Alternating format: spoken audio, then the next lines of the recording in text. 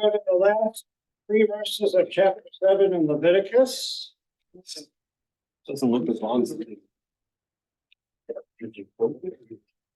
Yeah.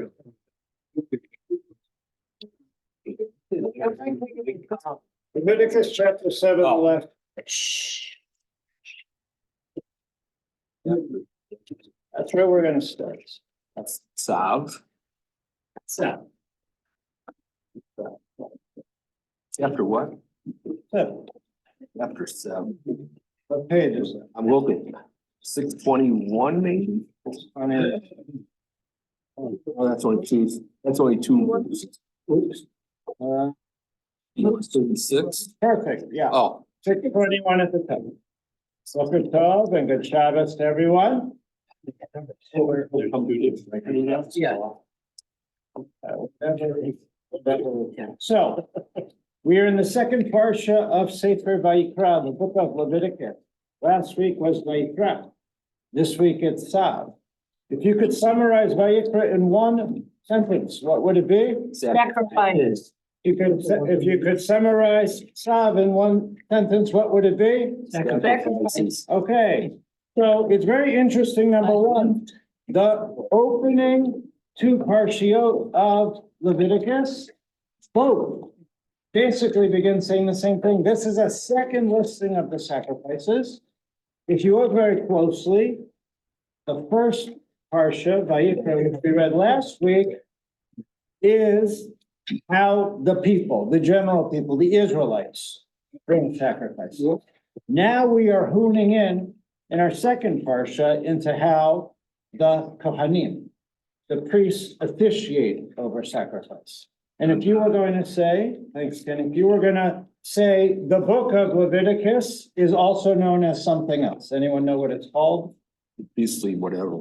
The priestly code, or Code. right, however you want to determine it, right? This is considered the handbook for the, right? There isn't a handbook for the priests, but there's an idea that perhaps, especially if you study biblical criticism and source theory, and the idea that potentially our Torah as we have it was not originally given out in this way, but they were different sources pulled together into one text, right? So this is the priest's book, which then became integrated into all, for many reasons, including, you might know that we are called Mamlechet Kohanim, that we are supposed to be a kingdom of priests, it's not actually just simply reserved for people from the tribe of Kohen, right, from Aaron's descendants, but that we're all supposed to elevate our lives in the way that we are supposed to be Kohanim, priests. Yes. Yeah, to what degree does the avoda service on Yom Kippur relate to what you just spoke about, this priestly code? Well, the fact that seems to we be still, very- the Very fact that, descriptive. the fact that it is important for us, where we learn things from the intricate details of the sacrifices which we haven't brought for 2,000 years. And it's unclear if we're ever going to do these types of sacrifices again, what we can learn from them. So that's just our overview. So basically, up until what we're going to read now on 621, the opening two chapters of Sav are all a repeat of all the sacrifices that were mentioned in Vayikra, but now with the focus on how the Kohanim serve their job and not the people who brings them and why. Okay, so now we're going to start. Someone want to read Leviticus 7:37. Is it written by the same person, or do they think that this is somebody else who wrote them? Are you thinking if we're doing that source criticism thing? Yeah, this is P. This is P. But they're both the, Vayikra and Sav. Yeah, both P. Yeah. Both P. I think they were trying to make a point. Well, and this is zooming in on Aaron's responsibilities also, right? We have a lot of responsibility given to Moses as the leader of the Jewish people, right? Now Aaron gets his time to shine and his direct commandments from God about what to do, because what does Sav mean? The Hebrew word Sav. It means turtle, but yeah, that's not this Sav. Sav is from mitzvah, to be commanded, right? These are the commandments around the sacrifice. So someone to read 737, David? Which are the rituals of the burnt offering, the grain offerings, the purification offering, the reparation offering, the offerings of the ordination, and the sacrifice of well-being, with which the Lord charged Moses on Mount Sinai when he commanded the Israelites to present their offerings to the Lord in the wilderness of Sinai. So this is actually a summary. This is a conclusion sentence to the first two chapters of Psalm, which go through the sacrifices. And it says, by the way, we could translate this differently. If you look at the Hebrew, Zot Torah La'olah, and every single sacrifice that is listed, if you look closely in Parshat Tzav, when it begins, these are the commandments, or these are the instructions. It's the word that's used is Torah. This is the Torah of the well-being sacrifice. This is the Torah of the purification offering. This is the Torah of the grain offering. Why would it say Torah there? I mean, when we think about Torah, we're talking about this, right? So Torah literally just means teaching or instruct, right? From the same word as parents, horim, and other words too, right? So with the idea that parents are supposed to be instructors of their children, right? So this is the Torah that we're talking about. I know this is off your subject, but it's also from the same root as or for light. And it could be also from the same root as well. And that's why Torah Ora, right? The Torah is light. Last thing, just to really zoom for a second, and then we're going to get to what I really wanted to cover. The last verse that David read there seems to be a contradiction, right? This is what God charged Moses or commanded Moses, Siva, on Mount Sinai, when God commanded that the Israelites present their offerings to the Lord, Bamidbar Sinai, in the wilderness of Sinai. Those are actually two different locations, right? At Mount Sinai is not the same as the wilderness of Sinai. The wilderness of Sinai is Numbers, where they wandered for 40 years. So like, what's going on here, right? And I could give you a whole hour session on like what's happening in this verse. Like, why did it say this was a commandment at Mount Sinai and then a commandment in the wilderness, right? If you remember the chronology of the end of Exodus, we're going back a few weeks or a few months. The Israelites are freed from Egypt. They go to Sinai.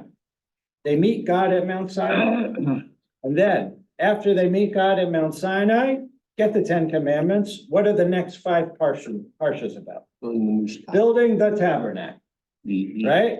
And then we get this, which is the instructions of the sacrifices that are brought at the Well, it makes tabernacle. perfect sense, because first you build the place where you're gonna do the sacrifices. Right, so it makes sense in the order of why the sacrifices are mentioned next, right? So the question is, what does it mean that the laws were given at Mount Sinai or on Mount Sinai and then in the wilderness? So this is like a really short way to try to wrap it up, which is they built the tabernacle outside of Mount, they were still encamped at Mount Sinai. They built the tabernacle sort of on the outskirts of Mount Sinai, in the wilderness in Sinai, and this is where they start to do.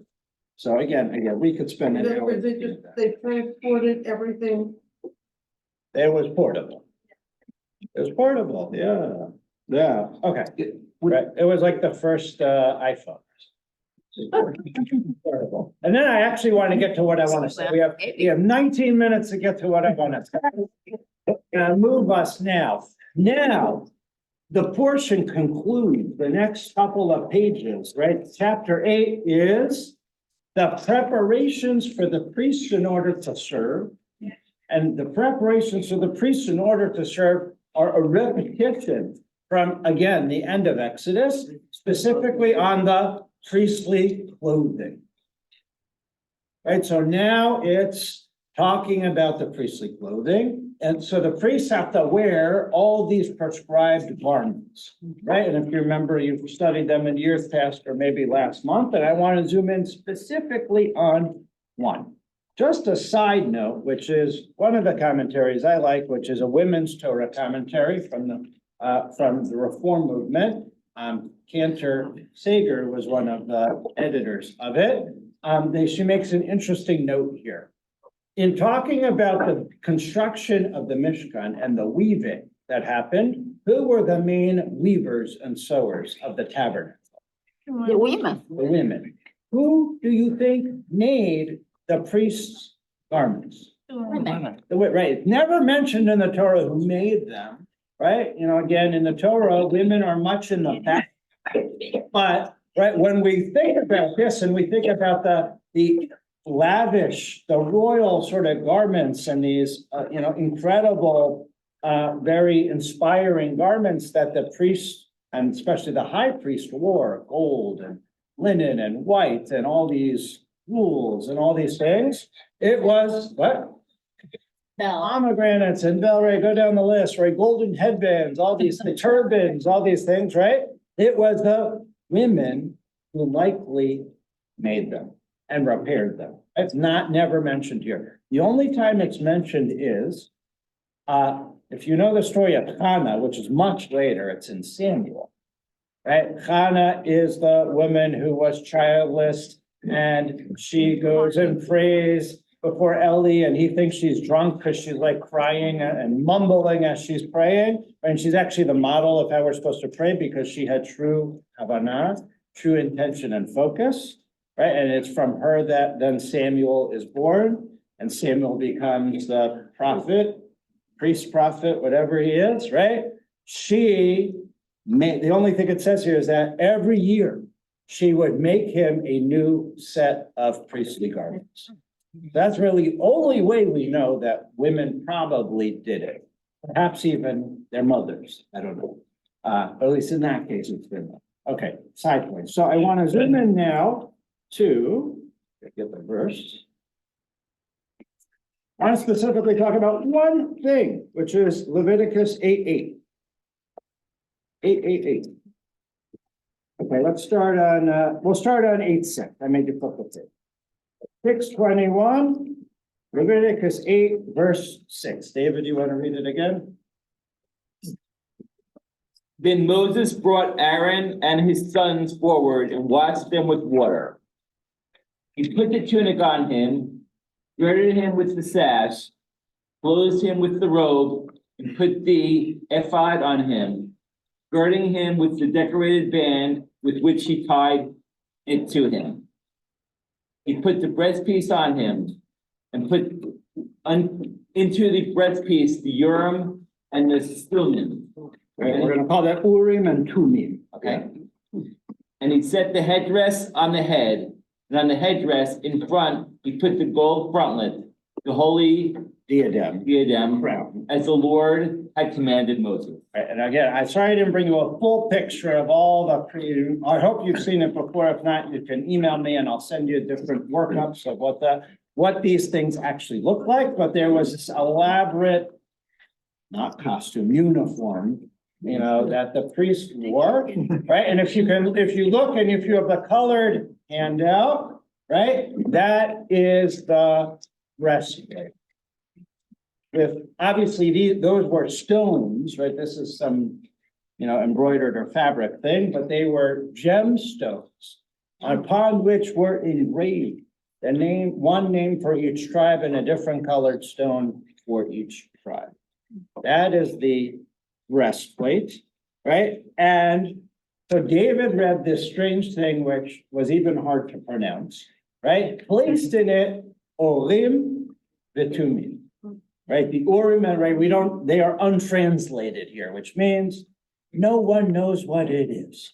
So we have 14 minutes to try to determine that which the rabbis have been debating for 3,000 years. What is the Urim and the Tumim? So before we do that, it is mentioned a few other times, not a lot, but a couple other times in the Torah. So we're going to look at those couple other times. So keep your hand there and we're going to go to, if you want to go, or if you have the other handout, the source sheet, you can just go to the first source on the source sheet. So it's Exodus 28:30. Exodus 28:30. If someone wants to look in the Chumash, we yell out the page number now. And David, I'm going to have you read again. Exodus 28:30 is on page 509, 508. Go ahead, David. Inside the breastpiece of decision, we shall place the Urim, the Tumim. so that they are over Aaron's heart when he comes before the Lord. Thus Aaron shall carry the instrument of decision for the Israelites over his heart before the Lord at all times. Okay, It sounds like, so what is this thing? it sounds like lots. Sounds like lots. Ouija board. In other Sounds like lots. What you're Casting lots. So, right, well, if we get to this, that article with the colored image on the front, this is a Hussid who anonymously wrote an article for the Torah.com, which is a great resource that I like. He gives 5 potential understandings of what the Urim and the Thummim are, and one of the 5 is that it is like a lottery system. It's like dice that were, these 2 different dice that were thrown. Not dice, but the equivalent of dice, something that 2 different things that were thrown, that somehow the way they land, the way they point, the way who they get next to gives an answer that you then have to sort of get from there. Did someone else want to say something? Else. Yeah. Yes. I remember like one was in a stick shape, at least one, maybe both. You remember, oh, you saw it. Okay, great. Right, so we don't, right, we're gonna talk about, like, the rabbis are trying to figure out what this is, because it's mentioned very rarely and not very descriptively. So what Nancy's already talking about is what the rabbinic understanding and the rabbinic construct is of this. Yeah, Ron? I noticed that Levi and Yosef are on here and not Ephraim and Manasseh. Yes, the original 12. Yeah, and I also noticed that I think they're in chronological order of birth. I think so. There's also different reconstruction, which I didn't print for you. There's also an understanding that Abraham, Isaac, and Jacob's name are also added in sort of an acrostic way. So I will tell you now, without looking yet, option number 2 is, and we're gonna get there, it's actually from the Gemara, from Talmud Bavli, from Yoma. It says that when the high priest would ask a question, and these gemstones would light up, Yeah. and certain stones would light up, and they would light up certain letters engraved on the stone. And that somehow, again, you could discern an answer from God, right? This is all about, I didn't say that. This is all about, how does God talk to us? How does God influence our decisions when we were unclear on a question? This was only used in biblical times, often around whether you should go to war or not. Very relevant, perhaps, to what's happening today, right? This was questions of when to use the military for biblical ancient Israel.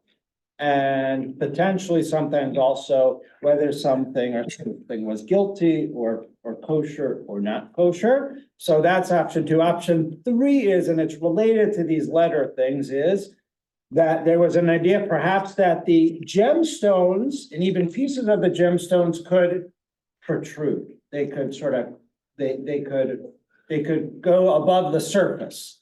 And that when you ask them, right, that somehow when you ask this thing, right, that certain stones would come forward, and then you could read that or read into that an answer to a question. Traditionally, there's also potentially an understanding that you could only ask yes or no questions. And somehow this answer, that was more the 2 things that you drew. And that one was a yes and one was a no, depending on how it ended up. Rabbi? Yeah, Elliot. I'm and just then David. curious, maybe you said this, but how the specific colors were selected for each of the tribes, is there a deeper meaning to There's that? definitely a deeper, yeah, we're not gonna get that into today. I think I And- taught it one, but there's a Yeah. deeper meaning, and the stones are somehow connected to the story of the tribal head, you know, Jacob's sons that it's related to. I know the Orthodox would say you're not supposed to play with the Ouija board. Yeah, they would say that, and then, right, if we get to it, there are sources here that say, you might know, right, the Torah says, don't engage in sorcery, right? It says that about 4 or 5 times.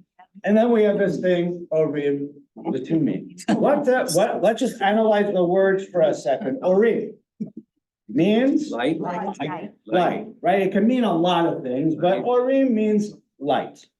I will give you a second meaning of this, which is, some rabbis say Again, this is if it's only a yes or a no. Urim could also be related to the word cursed. What's cursed in Hebrew? Arur. So it has the same, it doesn't have the second resh, but it has the rest of it. So that's potentially the no. Right? And tumim is related to tam, which means Taste. not taste, that's with a tet. Simple. You're not simple, there's another understanding of simple. Easy. Ish tamim, Righteous perfect. Yeah. Perfect, doesn't exist. perfect, righteous, right? A tam isn't, we're getting ready for Pesach and the four children, right? There, the tam is the simple child, right, or the innocent child. But Yaakov is called Ish Tamim, right? Because he's considered he is like the total integration of all qualities, right? It's the third generation. He's going to be really B'nai Yisrael. He's going to be Yisrael, right? So Jacob is a combination of all the previous generations, and he was not perfect, and we know his story, but for this moment, he's considered perfect. So it's either light and perfection or cursed and perfection. So Yeah, David? that's yes and no. Yeah. I recently read a short story that has a yin and yang aspect to it. So I'm going to give a yin and yang kind of answer to this, which is this isn't a Ouija board. This is a kind of form of communication, if you will. And it's obviously directly in the Torah. So it's clearly, quote, okay, close quote. Yeah. On the other hand, and we've lost it. We've lost everything that's described here. I mean, I think one of the more touching lines you sometimes have is that the ark is placed in the temple, and there it still is, except it's not. So that's kind of touching and tragic, right? On the other hand, this looks an awful lot like pagan priests trying to figure out the answer to a question, Yes. either from the bones that are scattered or from the liver of the animal, divination, if you will, which it says we're not supposed to do that also, but I guess in this case, this is a different kind. But maybe the silver lining in a sense is that we get away from that kind of thing. Sometimes we're described as children moving on to adolescence, and then maybe when we're adults, we don't have this kind of thing anymore.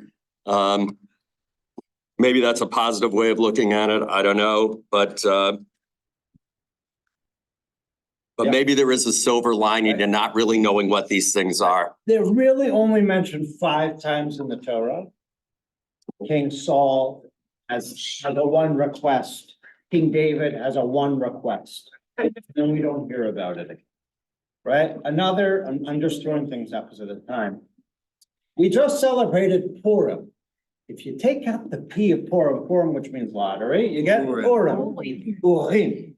Right? So again, maybe that speaks to Sheila's thing, which is that it was a bit of a lottery when you didn't know the answer at all and you had to sort of rely on some more primitive understanding. There also is an idea, and if you read, I think it's option 1, you'll take the colored article home. Option 1 was that the way the breastplate was constructed for the high priest, there was a slot, there was a space between the gold frame and the stones. And they slipped a piece of parchment or paper upon they wrote something, and that was the Urim and Tumim, and like it came out with an answer or something, or it stuck out with an answer. Again, a yes, this was like the yes or the no. Right? So again, we don't use it a lot. By the way, our tradition does shift for a time period. We have prophets, right? Yep. Yeah, we believe in prophets. But we also believe that prophecy ended at some point, right? With the age of the biblical prophets ending in Malachi, right? A good 2,500 years ago. We haven't had prophecy since. But I'm shifting us a lot because of time.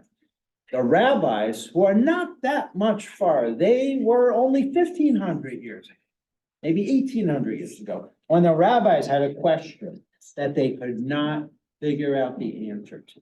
Every once in a while, what happened? Heiku. They said, Not take, yeah, there's two things. One is Teku, but if you look at the source sheet that I have and go towards the back, I want to look at, it's really tiny. Whoa. Second to last page, 13 or 14. I didn't realize the print is so small. You need like a microscope for these. Sanhedrin, source 20. David, can you see it? Or do you need a microscope? Where are we?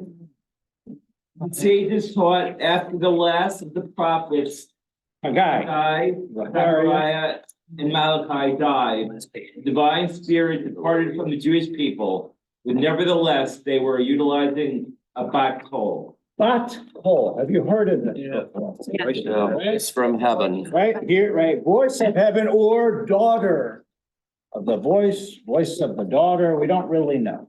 But when the rabbis had oftentimes a discussion / argument / debates, and they couldn't figure it out, suddenly a voice from heaven, or there's another understanding, which is a piece of paper from heaven. Literally, that's what the rabbis say. A piece of paper comes down from heaven, and written on it is the answer. That's a bat kol. And if we look at the last one, the most famous one is the one that's verse 21, which is called the Tanor Song, the oven of Achnai, and the rabbis are debating, and the bat kol speaks. But I want to look at the back page, number 22. David, can you read it? If you can read it. This is from Talmud Eruvin. Rabbi Abba said that Shmuel said, for 3 years, Beit Shammai and Beit Hillel disagreed. Right, so there was a 3-year argument between Hillel and Shammai, and each of them had a school of students that were, right? So they literally argued about one thing for 3 years. All right, go ahead.